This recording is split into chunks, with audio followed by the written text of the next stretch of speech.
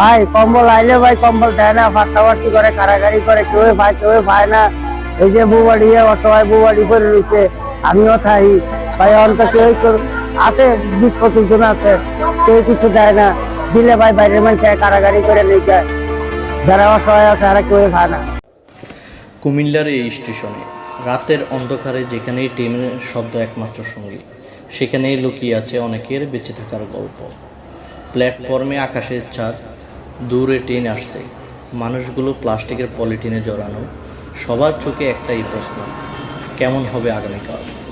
এই মানুষগুলোর জন্য শীত মানেই শুধু কষ্ট নয়, প্রতিদিনের বেঁচে থাকার লড়াই।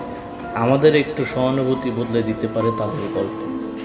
আপনার একটু সহানুভূতি হয়তো কারো শীতত্ব রাতকে উষ্ণ করতে পারে। শীতে কষ্ট করি ভাই, ইস্টিওরা তাই ইস্টিওরা ঘুমায়, পূর্ণগতরে ঘুমায়, শখে আমরা কিছু দেয় না।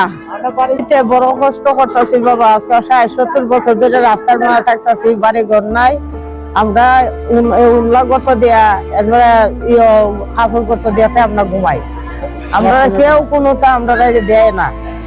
আমরা এরকম ভাবে আমরা অশান্তির মতন আমরা ঘুমাইতেছি বাবা।